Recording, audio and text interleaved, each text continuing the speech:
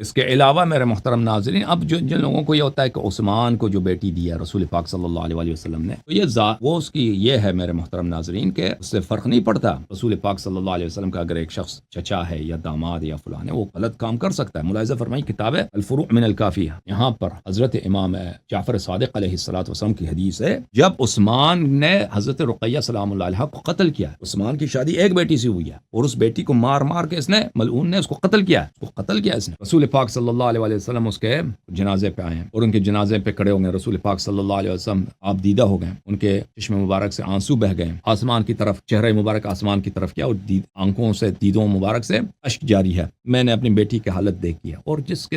इसको जो बुरा आदमी नसीब हुआ है इसके मुकद्दर में, उस पर जो मसाइब नाजिल हुए, तो मेरे दिल बहुत टूट गया है। रसूल पाक सल्लल्लाहु अलैहि वसल्लम ने उसके कब्र पे तो रसूल पाक सल्लल्लाहु अलैहि वसल्लम ने दुआ की कि अल्लाह मेरी बेटी को ये अज़ाब क़ब्र न मिले। अल्लाह ताला ने वादा किया कि उसको नहीं मिलेगा।